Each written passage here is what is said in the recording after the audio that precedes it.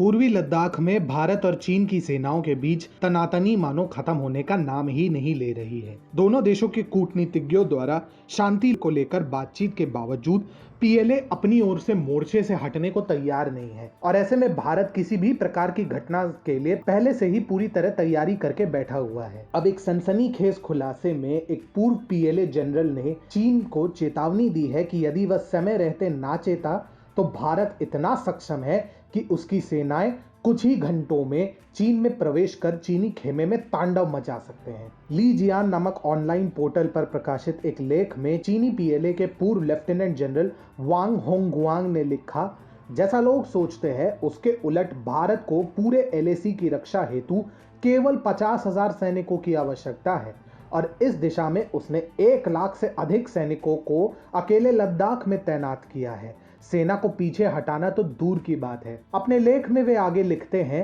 भारत ने एलएसी के पास अपनी सेना को दोगुना ही नहीं तिगुना भी किया है और जिस तरह से वे तैनात हैं वे चीन में कुछ ही घंटों में प्रवेश कर तांडव मचा सकते हैं। ऐसे में चीन को भारत के सरप्राइज हमलों को लेकर सतर्क हो जाना चाहिए और पीएलए नवंबर से पहले राहत की सांस नहीं ले सकता। इतना ही नहीं, लेफ्टिनेंट जनरल वांग ने यह भी बताया कि ताइवान में तनातनी और अमेरिका के चुनावों का फायदा उठाते हुए भारत कुछ बड़ा प्लान कर सकता है। शायद इसीलिए चीन भी काफी सहमा हुआ है, जो ग्लोबल टाइम्स के लेख में स्पष्ट दिखता है। ग्लोबल टाइम्स के अनुसार ऊंचे इलाकों में सर्दियों के दौरान भारत के पास बड़ी संख्या में सैनिक जमा करने की औकात नहीं है, जिसका अर्थ है कि भारतीय सैनिक को कपा देने वाली ठंड और कोविड-19 का दोहरा प्रहार झेलना पड़ेगा। भारतीय सेना की व्यवस्था चीन के समक्ष कुछ भी नहीं है। सही है, तभी तो सर्दियां शुरू होने से पहले ही चीन के नन्हे मुन्ने सैनिकों की हालत पस्त हो रही है और अस्पताल के चक्कर काटे जा रहे हैं, है ना ग्लोबल टाइम्स। अब अपने विश्लेषण में लेफ्टिनेंट जनरल वांग गलत भी नहीं है,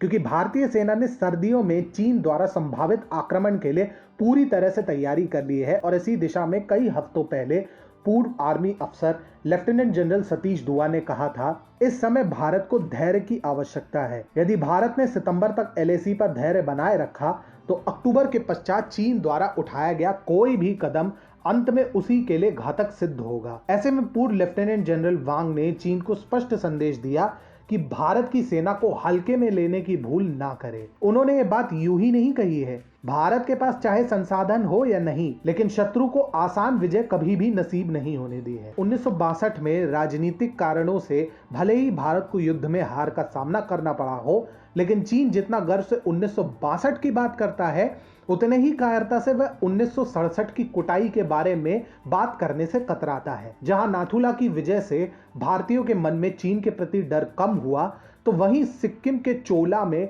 भारतीय सैनिकों ने चीन को ऐसा